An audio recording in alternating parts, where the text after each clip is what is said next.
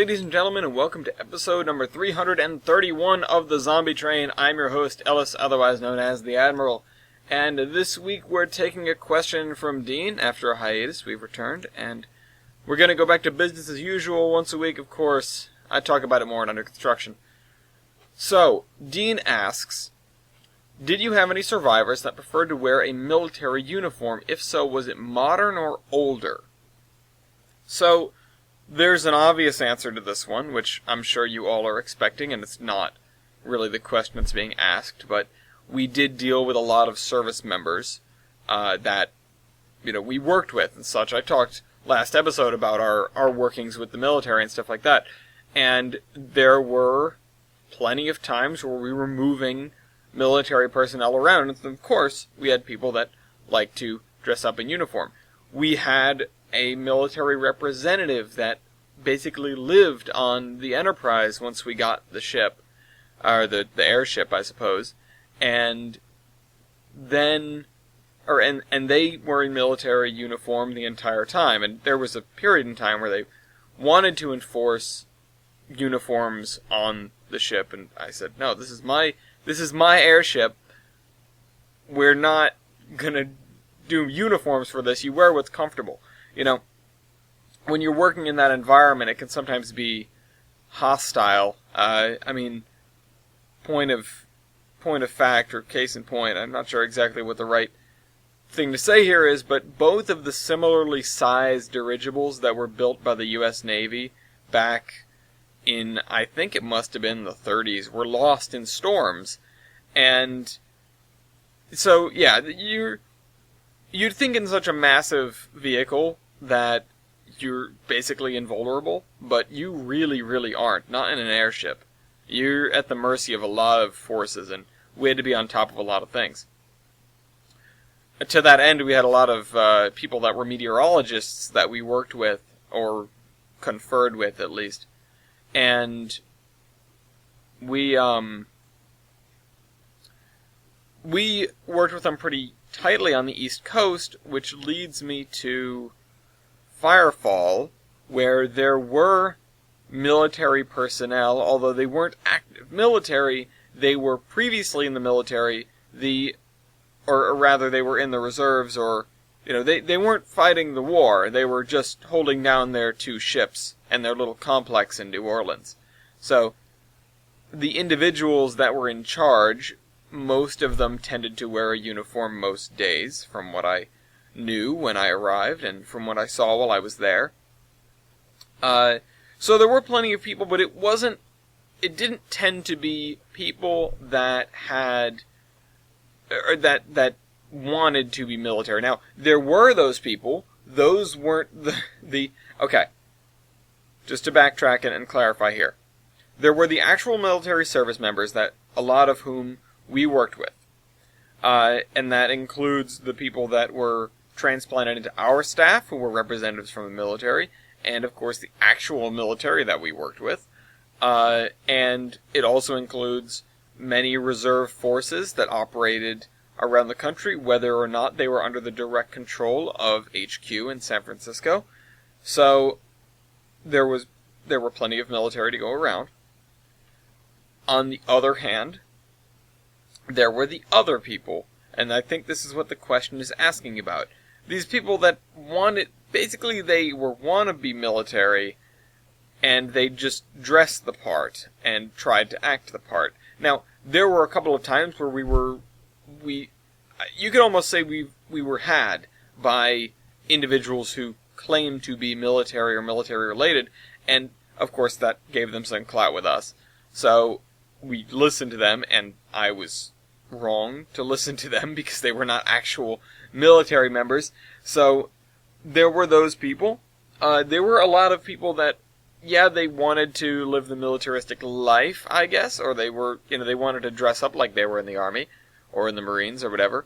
And those are the people we didn't really see a lot of, but we kind of heard about, because most of them were kind of recluse weirdos, I guess. I don't know how many of them found success in their endeavors to pretend to be military and survive. I don't know how that helps you survive. I'm going to be honest, it doesn't.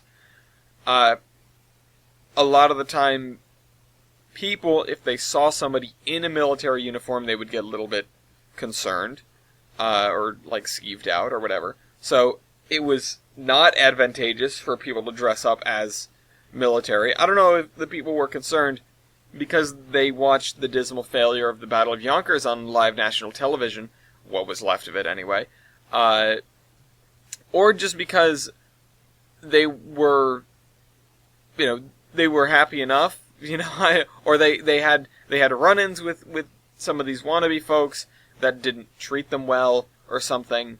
I don't know. I didn't dredge the story of everyone dealing with service members, or fake service members, I guess.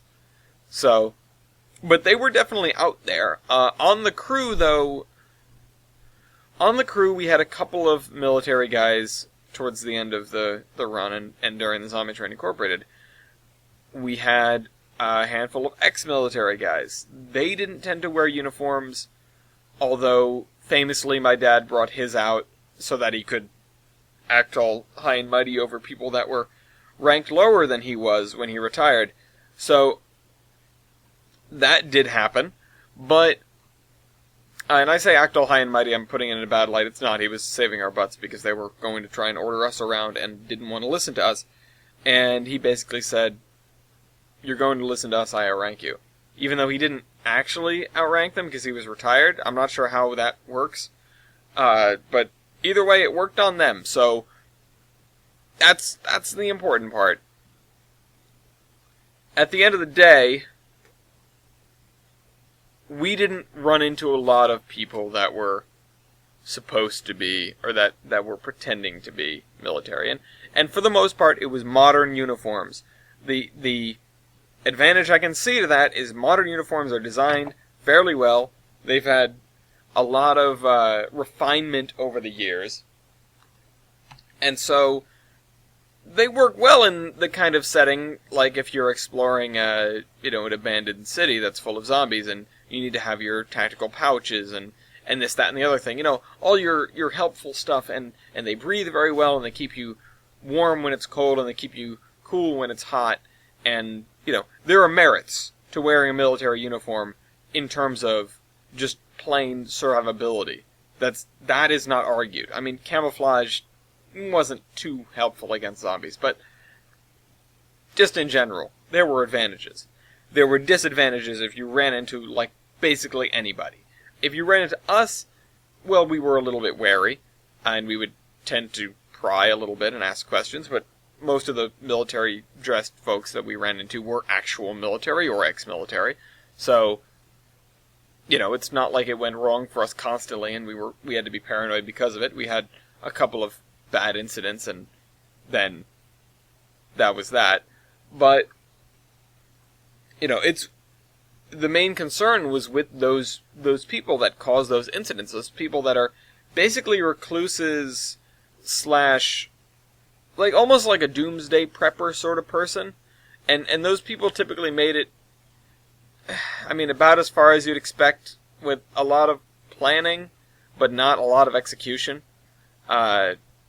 It seemed to me that the kind of genuine doomsday prepper people kind of figured that they wouldn't have to change their plan, and that would lead them to trouble because they wouldn't leave their home, or they would go to a specific spot that they'd pre-planned, and if it didn't work out, they didn't really have, a backup plan. They had a pretty well thought out plan, or a pretty deeply thought out plan, and didn't necessarily think in all branches. That's my understanding from run-ins with some of these people, some of whom were completely recognizant to the fact that they screwed up, and some of them were just entrenched, and there were some people that were actually doing okay, that their plans had paid off, and some wanted to work with us because they figured why not, and some didn't because we were the other people, and it's the people in that category that were kind of problematic because they would block out this is my territory and you can't come here, and that was problematic. And I'm trying to recall an instance where it was one of those people, because there were more than you might expect, that was particularly militaristic. And there were some people that were militaristic, but I can't pinpoint any that would wear a uniform at constant. If it's... So, wearing something that is camo, and you can buy down at, you could have bought, I guess, down at the store, and it's tactical. That doesn't count as a uniform. I'm not counting that. There were plenty of people that absolutely wore camo and, like, tactical stuff like you'd wear to a paintball match, and acted like that was legit. A couple of people tried to pass it off as legit. That never flew. I don't know. We ran into a whole smattering of people. I mean, you can name any sort of category or type or whatever. Even the most dramatically of unprepared, the panickers that ran and hid, that, shotgun methods, some of them made it. Some of them did survive, and we ran into them later and were like, how are you doing this? People that are surviving off of basically pure luck and instinct. But, I didn't really... I don't recall anybody that wore a vintage military uniform. At least not like, World War II vintage, that sort of thing. There were definitely people with old uniforms.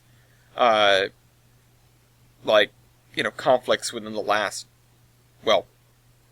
few decades before the Great Panic, I guess. I don't know the pedigree of U.S. military uniforms, but, you could definitely see it's like, okay, there are these ones which seem a lot older, and then there are those which are clearly the newest model, and then the Navy and military itself started producing their own kind of uniform, which was a lot, I guess you could call it lower quality, but it was really just easier to manufacture. You could say that a lot of the stuff that was being done in the military before the Great Panic was wasteful. And, I mean, if one good thing came of it, it's that we certainly learned to cut back on that sort of thing. All that money we put into new tech and stuff, it didn't really help. So, yeah. I'm trying to think of any, instance.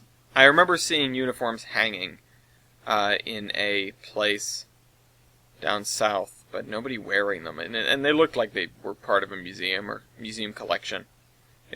There were definitely people that cared for this stuff, but the people that we interacted with most were not the kind of people that would dress up in a uniform that didn't immediately benefit them. Like I said, the people that did dress up, or the people that did get in uniform, they fell into one or two categories. 1, whack jobs. 2, people that got in the uniform because it was very helpful to them. And there were very clearly 2 different motives that you could tell just looking at somebody, or at least we figured out how to tell. Just looking at somebody when you see them for the first time in their uniform, and then how they act. Not saying there weren't any high and mighty real military guys, because that happened plenty of times. Especially when we were sort of a sovereign unit, when we were just the zombie train, we didn't really take kindly to being just ordered here and there. We liked to help, but we didn't take orders. And some people that we ran into didn't like that. We were nobody's personal taxi service. So, yeah, there were definitely military-dressed people, but with good reason most of the time.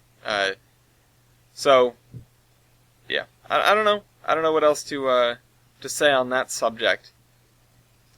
It's not like we ran into the one guy who wears the 1945 uniform and he's hiding in the woods and, whatever. That didn't happen. Those people didn't make it very far.